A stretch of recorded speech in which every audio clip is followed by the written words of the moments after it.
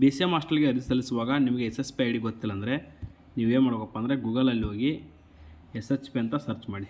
Search ಮಾಡಿದ ನಂತರ ಕೆಳಗಡೆ ಸ್ಕ್ರೋಲ್ ಅಪ್ ಮಾಡಿ ಇಲ್ಲಿ ಲೋಗೋ BCWD ಹಾಸ್ಟೆಲ್ ಪೋರ್ಟಲ್ ಅಂತಿದೆಯಲ್ಲ, ಇದನ್ನ ಕ್ಲಿಕ್ ಮಾಡಿ. ಕ್ಲಿಕ್ ಮಾಡಿದ ನಂತರ ಈ ಥರ ಪೇಜ್ ಓಪನ್ ಆಗುತ್ತೆ.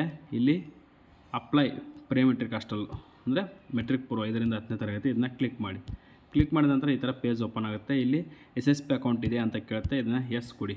ಕೊಟ್ಟ ನಂತರ ಅಲ್ಲಿ ಏನು ಆಪ್ಷನ್ ಬರುತ್ತಪ್ಪ ಅಂದರೆ ನಿಮಗೆ S S P I D ಗೊತ್ತಿರಲ್ಲ ಟೈಮಲ್ಲಿ ಇಲ್ಲಿ now your S S P I D ಅಂತ ಇರ್ತದೆ, ಇದನ್ನ ಕ್ಲಿಕ್ ಮಾಡಿ. ಕ್ಲಿಕ್ ಮಾಡಿದ ನಂತರ ಈ ಥರ ಪೇಜ್ ಓಪನ್ ಆಗುತ್ತೆ. ಇಲ್ಲಿ ವಿದ್ಯಾರ್ಥಿಯ 9 ಅಂಕೆ SATS ನಂಬರ್ ಅಂದರೆ ಶಾರ್ಟ್ಸ್ ಐ ಡಿಯನ್ನು, student achievement tracking system I ಡಿಯನ್ನು ಎಂಟರ್ ಮಾಡಬೇಕು. ಎಂಟರ್ ಮಾಡಿದ ನಂತರ ನೋಡಿ ವಿದ್ಯಾರ್ಥಿಗಳ ಇಲ್ಲಿ ವಿದ್ಯಾರ್ಥಿ S S P I D ಬರುತ್ತೆ, ವಿದ್ಯಾರ್ಥಿ ಹೆಸರು ಬರುತ್ತೆ, ವಿದ್ಯಾರ್ಥಿಯ ಕ್ಲಾಸ್ ಬರುತ್ತೆ. ಇದು ಹೊಸ್ದಾಗಿ ಇಷ್ಟು ದಿನ ಏನಾಯಿತು, SATS ನಂಬರ್ ಹಾಕಿ ಪಾಸ್ವರ್ಡ್ ಹಾಕಿದರೆ ಹಾಸ್ಟೆಲ್ ಅರ್ಜಿ ಹಾಕೋಕ್ಕೆ ಅವಕಾಶ ಸಿಗ್ತಿತ್ತು. ಇನ್ಮೇಲೆ ಏನು ಮಾಡಿದ್ದಾರೆ, S S P I D ಈ ರೀತಿಯಾಗಿ ಕೊಟ್ಟಿದ್ದಾರೆ. ಈ ರೀತಿ S S P I D ಹೊಸ್ದಾಗಿ ಬಂದಿದೆ.